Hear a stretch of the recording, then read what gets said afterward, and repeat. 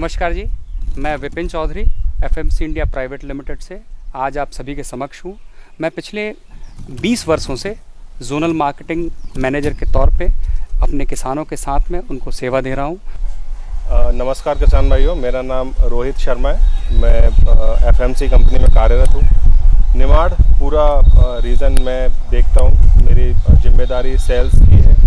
और आज हम लोग यहाँ पर मक्के की फसल के बारे में चर्चा करने के लिए एक साथ इकट्ठे हुए हैं। अगर हम भारतवर्ष की नज़र से बात करें तो भारतवर्ष में धान और गेहूं के अलावा मक्के की फसल एक बहुत महत्वपूर्ण फसल है। और मक्के की फसल सामान्य तौर पे कई राज्यों में पैदा की जाती है। मुख्य राज्य है तमिलनाडु, महाराष्ट्र, बिहार, कर्नाटक, मध्य प्रदेश। अगर मक्के की फसल में बात करें, मक्के की फसल कई कारणों से इसकी पैदावार की जाती है और इसका इस्तेमाल किया जाता है। मोटे तौर पे फूड, फॉडर और फीड के तौर पे इसका इस्तेमाल किया जाता है।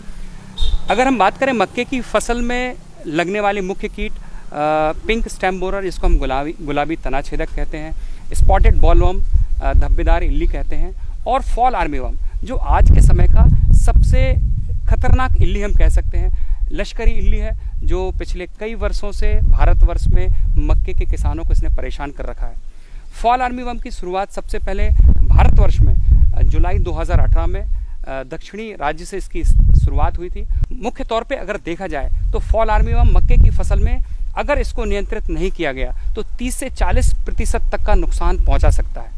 तो फॉल आर्मीवर्म को नियंत्रित किया जाना बहुत ज़्यादा ज़रूरी है। तो सर, आप मुझे बता सकते हैं कि अगर इस 30-40% जो नुकसान मक्के में हो रहा है, इसे किसान भाई किस तरीके से रोक सकते हैं? मक्के की फसल में जो फॉल आर्मीवर्म है, प्रारंभिक अवस्था से लेकर अंत की अवस्था तक पहुँच आता है और ये मक्के की हर अवस्था में नुकसान पहुँचाता है। और शुरुआती 40 दिन जो हैं वो बहुत महत्वपूर्ण होते हैं मक्के की फसल में उसको फॉल आर्मीवर्म से बचाने के लिए। और इस समय चूँकि पौधा बढ़वार कर रहा होता है, उसमें बालियाँ आ रही होती हैं और इसकी ग्रोथ स्टेज होती है, तो इस समय इसका नियंत्रण बहुत ज़्यादा ज़रूरी होता है। इसलिए शुरुआती अवस्था में मक्के की फसल में फॉल आर्मीवर्म से बचाव बहुत ज़्यादा ज़रूरी है। इसके लिए एक बेहतर समाधान है कोराज़न, जो हमारे कृषक बंधु भली भांति इसको जानते हैं, इसको पहचानते हैं, इसको परख चुके हैं कई फसलों में कई प्रकार की इल्लियों से नियंत्रण पाने के लिए।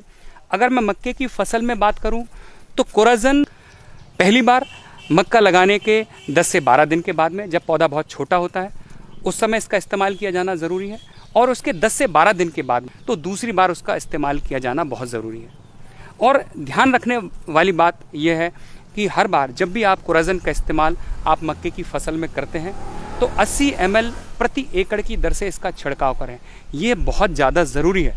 और सबसे महत्वपूर्ण बात, इसका छिड़काव करते समय सावधानियां रखना भी ज़रूरी है।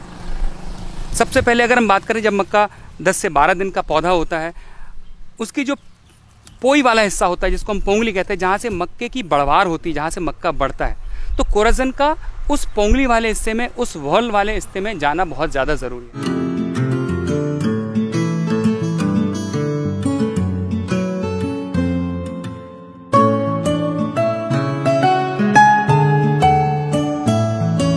यहाँ पर बात करें कोराज़न से उपचारित और अन्य दवाई द्वारा उपचारित मक्के की अगर बात करते हैं, तो यहाँ पर आप लोग देखेंगे कोराज़न उपचारित मक्के में पूरा टॉप तक दाना भरा हुआ है।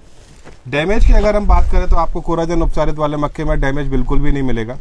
अगर हम देखते हैं अनुपचारित, जहाँ पर दूसरी दवाइयों का द्वारा स्प्रे किया गया, दूसरी दवाइयाँ यूज़ की गई हैं, वहाँ पर आप देखेंगे कि 80% मक्का जो है वो इल्ली के द्वारा डैमेज किया हुआ है। तो अगर हम बात करते हैं इस डैमेज से क्या फ़र्क पड़ता है, इससे बहुत बड़ा अंतर आता है। छोटी छोटी चीज़ें जब मिलती है तो एक बड़ा अंतर निकल के आता है। आज एक मक्के के अंदर मुझे अगर 50 दाने या 100 दाने ज़्यादा निकलते हैं अनट्रीटेड से, तो आप लगा सकते हैं 1 एकड़ में कितने ज़्यादा तादाद में पौधे लगाए जाते हैं मक्के के। 1 एकड़ में अगर मुझे एक भुट्टे के अंदर अगर इतना डैमेज होने के कारण अगर लॉस होता है, तो आप सोचिए मुझे इतने बड़े रकबे में कितना ज़्यादा अंतर आ सकता है मेरे उत्पादन में। इसके अलावा उत्पादन की अगर बात करते हैं तो जब भी हम कोई भी उत्पाद को बेचने के लिए मंडी में जाते हैं तो उत्पाद यानी कि क्वांटिटी और क्वालिटी, ये दो चीज़ों को सबसे ज़्यादा ध्यान रखा जाता है। तो आज अभी हमने देखा कि क्वांटिटी, मेरी जो दूसरी दवाइयों का उपयोग किया गया है उसमें मेरी क्वांटिटी का लॉस है। कोराजन का अगर मैं उपयोग करता हूँ तो मुझे क्वांटिटी भी मिलती है, और सबसे अच्छी बढ़िया चीज़ जिस पे मुझे थोड़ा और अच्छा भाव मिल सकता है वो है क्वालिटी। उत्पादकता की क्वालिटी किस तरीके की है, तो यहाँ पर हम देख सकते हैं कि चमक, जो कोराजन वाला भुट्टा है उसके अंदर भुट्टे के दाने में चमक बहुत अच्छी है, और यहाँ पर हम देख सकते हैं कि यहाँ पर चमक बिल्कुल भी नहीं है।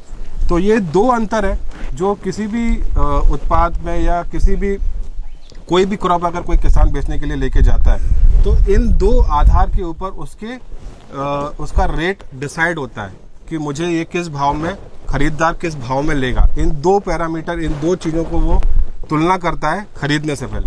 हम बात करें भुट्टे में उत्पाद की उपज और उत्पाद की गुणवत्ता कोराजन के द्वारा किस तरीके से ली जाती है, तो यहाँ पर हम देखते हैं कुछ 50 भुट्टे हमने यहाँ पर लिए हुए हैं जो कोराजन उपचारित हैं, और कुछ 50 भुट्टे हमने लिए हुए हैं जो कोराजन नहीं दूसरी दवाई के द्वारा उपचारित है। अगर हम 50 भुट्टों की बात करें जहाँ पर कोराजन का स्प्रे किया हुआ है, तो 50 भुट्टे जो कोराजन द्वारा उपचारित है उनका वजन है 13 किलो 960 ग्राम।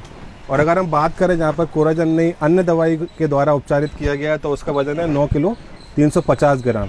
अगर हम इन 50 भुट्टों में अंतर निकालें तो लगभग 4.5 किलो भुट्टा मुझे भुट्टे के मक्का ज़्यादा निकल के आ रहा है जहाँ पर मैंने कोराजन डाला हुआ है। अब अगर हम बात करते हैं 5 भुट्टों की, ये 50 भुट्टे से अगर हम 5 भुट्टों की बात करते हैं तो भुट्टों के दाने हमने जब निकाले तो यहाँ पर जो अन्य दवाई द्वारा उपचारित किया गया है उसमें 1 किलो 750 ग्राम है, और जहाँ पर कोराजन द्वारा उपचारित किया गया है वहाँ पर 2.5 किलो है।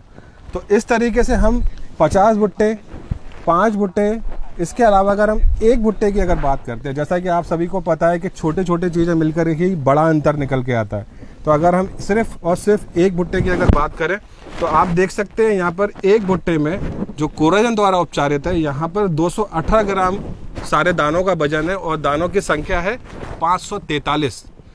और अगर हम बात करें अनुपचारित जहाँ पर अन्य दवाई का स्प्रे किया गया है तो वहाँ पर 150 ग्राम मात्रा है और 397 दाने हैं, दानों की संख्या है।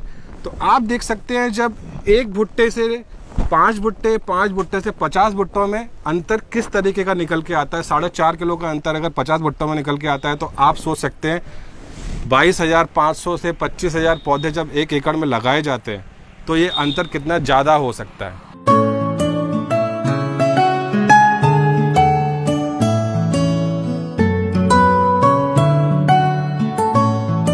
हम आपके सामने इस मक्के को हम एक बार ओपन करके देखते हैं कि क्या फर्क नजर आता है अगर आप कोराजन का 2 बार 80 ml प्रति एकड़ की दर से इस्तेमाल नहीं करते हैं या सही तरीके से सही डोज से इस्तेमाल नहीं करते हैं। तो यहाँ पर जिस भुट्टे को मैं खोल रहा हूँ यहाँ पर 2 बार अन्य कीटनाशकों का इस्तेमाल किया गया है। आइए हम चल के देखते हैं कि फर्क क्या है।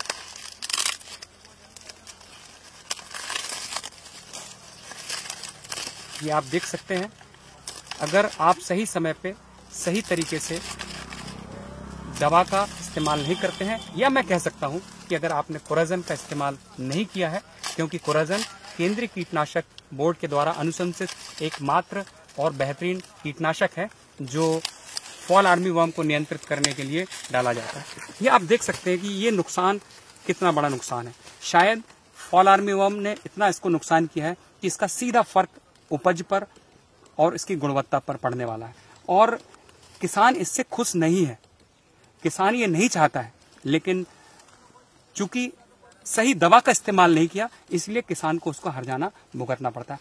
आइए हम देखते हैं एक दूसरा भुट्टा जहां पर कोराजन का बैक टू बैक यानी कि एक के बाद एक 80 ml प्रति एकड़ की दर से 200 लीटर पानी के साथ में पहला छिड़काव मक्का लगाने के 10 से 12 दिन में, दूसरा छिड़काव उसके 10 से 12 दिन के बाद में किया गया है। फर्क क्या नजर आता है, आइए हम इस भुट्टे को ओपन करते हैं, इसको खोलते हैं कि क्या फर्क नजर आ रहा है।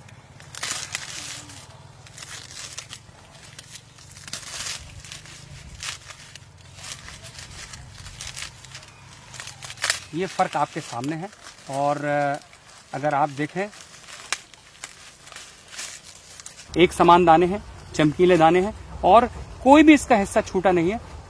1-2 दाने 3 दाने यहाँ पर खाली नजर आ रहे हैं। ये कई कारणों से होते हैं। ये आप दोनों भुट्टे देख सकते हैं कि मक्के की फसल को उसकी क्वालिटी, उसकी बेहतर उपज दे सकता है और बेहतर क्वालिटी दे सकता है। मेरा नाम पवन पाटीदार, पिता त्रिलोकचंद जी पाटीदार, ग्राम दवाना का निवासी। मेरे पास कुल रकबा 20 एकड़ है और उसमें करीब 6-7 एकड़ में मक्का जुलाई में और दिसंबर के महीने में बोता हूँ। मैंने इल्ली के लिए कोराजन दवाई का स्प्रे करीब पिछले 2-3 साल से यूज़ कर रहे हैं और उसके वांछित रिजल्ट कम मिले थे पहले, पर उसके बाद कंपनी वाले भैयाओं की मदद से उसे सही तरीके से कैसे डालना चाहिए, कौन सी फसल में कैसे यूज़ करना चाहिए, ये उनके द्वारा हमें बताया गया। फिर उसके बाद हमने 80 ml प्रति एकड़ या 200 लीटर पानी में उसको डाल के मक्के की पुंगी के अंदर स्प्रे करवाया। उसके हमें अच्छे रिजल्ट मिले। इस साल मक्का में कंपनी द्वारा बताए गए नियमों से मैंने स्प्रे किया था। 10 से 12 रोज के अंतर पे पहला स्प्रे मैंने किया मक्का लगाने के बाद में, और ठीक उसके 20 दिन 15 रोज 20 रोज बाद फिर एक स्प्रे कोराजन का किया। उससे मनवांछित रिजल्ट और बहुत अच्छे रिजल्ट आए। करीब 99% इल्ली का कवर हुआ और अच्छे रिजल्ट आए। अन्य दवाओं से इसका असर बहुत अच्छा रहा है। किसान भाइयों से मेरा निवेदन है कि जिस प्रकार पहले कोराजन का स्प्रे फॉलियर तरीके से करते थे मक्का में, वो ना करते हुए कंपनी के दिए गए निर्देश 80 ml प्रति एकड़ पर उस हिसाब से करें। ये हर किसान के लिए बहुत बेहतर रहेगा और इसके मनवांछित रिजल्ट आपको मिलेंगे। मैं अजय श्रीकृष्ण तिवारी, ग्राम देवला निवासी हूँ, ठिकरी तहसील का रहने वाला हूँ, जिला बड़वानी है मेरा। हम लोग 2 साल पहले तक मक्का की जो खेती करते थे उसमें ये जो आजकल जो इल्ली आ रही है इसका अटैक नहीं रहता था, तो बड़ा अच्छा उत्पादन मिलता था। पिछले वर्ष ये जो इल्ली आई, फॉल आर्मी वर्म जो बोलते हैं, इसका जो अटैक रहा था उसके कारण बहुत परेशान हुए थे। हम लोगों ने बहुत सारे स्प्रे किए थे, जो सामान्य स्प्रे किए जाते थे वो स्प्रे करने के कारण हम लोगों को रिजल्ट नहीं आया। इस बार योग से हमारे पास में FMC वाले भैया आए, उन्होंने बताया कि स्प्रे किस हिसाब से किया जाए। तो उन्होंने जब हमको स्प्रे का बताया कि भाई 80 ml प्रति एकड़ दवाई डाली जाए और कोशिश ये की जाए कि पुंगी में डाली जाए, तो हमने वैसे ही अक्षर से पालन किया और हमको उस चीज़ के बहुत अच्छे रिजल्ट मिले। विशेषकर आप एक चीज़ का ज़रूर ध्यान रखेंगे, डोज जो डाल रहे हैं वो 80 ml पर एकड़ डाला जाए, उसको व्यवस्थित तरीके से डाला जाए और कोशिश ये पूरी की पूरी की जाएगी दवाई पूरी पुंगी में जाए। आजकल नोजल भी इस टाइप के मिलने लगे हैं, सभी चीज़ें हैं।